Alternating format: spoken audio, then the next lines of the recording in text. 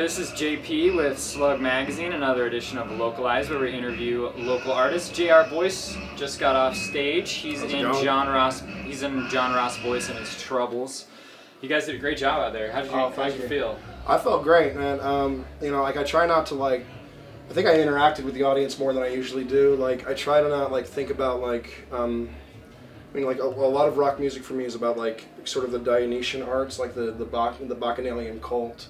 You know, like whipping everybody into a frenzy and everything like that, and just like, you know, creating like a space where there's like no barrier between like, you know, anyone. And so like I try like usually if I feel like I didn't acknowledge, like I wasn't aware of the audience and all, that I feel like I did a good job in that regard. Like not like as like a fuck you to the audience or anything like that, but just like we should all just be like wrapped up in the same vibe and the same movement. I saw that you whipped up the dance floor.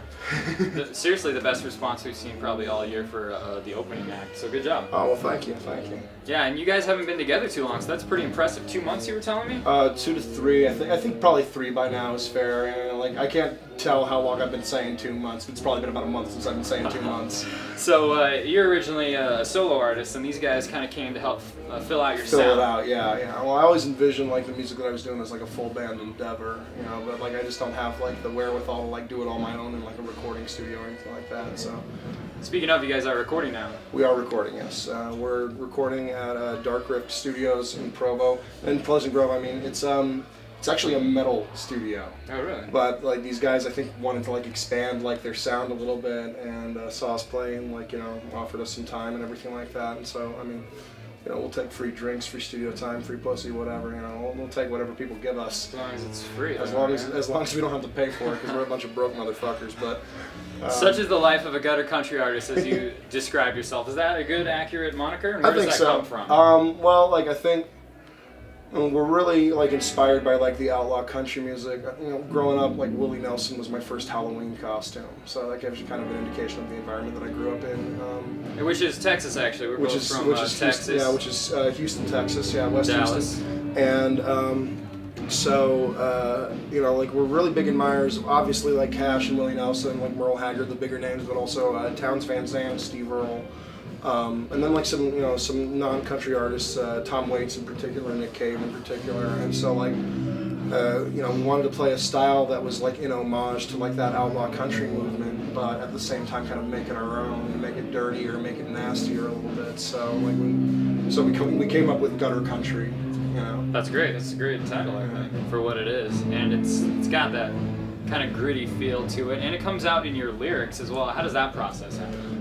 Oh gosh, well, I usually just kind of live it, and then like I kind of sit on it for a while, and when I find a way to express it, a lot of the songs we play tonight actually, like I lost my job and I kind of went on a month-long bender, 2 month to 2 month long bender, lost my job, broke up with my girlfriend, like the whole thing. I was just like drinking like every day for like, you know, 12 hours a day, and so I don't really remember writing a lot of these songs, but like Holy Sabbath and Pending, which is the second song that we played tonight, was about a particular experience where my ex was trying to hide my keys because I was way too drunk to drive, and I was insisting to go back to the liquor store. It was Sunday the next day, and so it was like, you know, she hid my keys, and she was like trying to like seduce me and to distract me to like, you know, keep me from finding my keys and driving, and like I just wouldn't fucking have it, which is unfortunate. Like, you know, I turned down a naked lady for booze, but that's the way it goes. And who hasn't done that? So like, you know, I just ended up like ripping apart her bedroom, you know, like in search of these keys. So that's mostly what that song is about.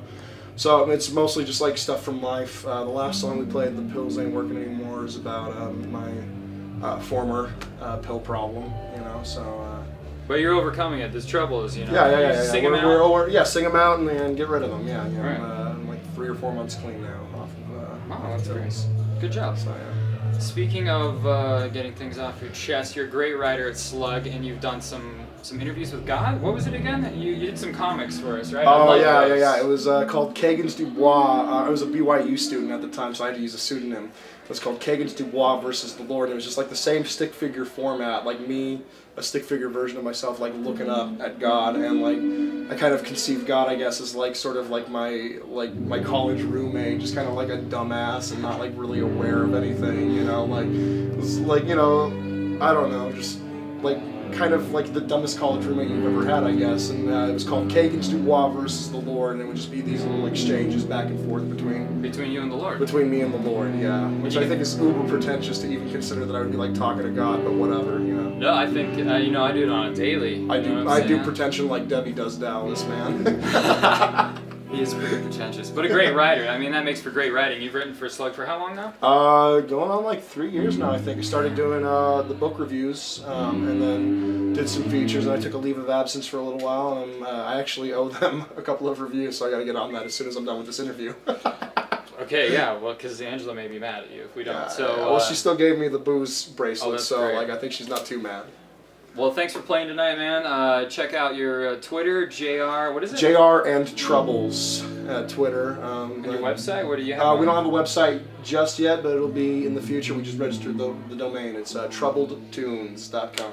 That's cool. Check that out. Yeah. And read more about Mr. Boyce himself on our website, his interviews with God, and check out Kagan's Dubois versus the Lord is the pseudonym for me. And check out the videos for tonight's performances under videos at slugmag.com. Thanks a lot for hanging out, man. No problem, JP. And good Always job. a pleasure, man. I'll see you in a little bit, everybody. Yeah.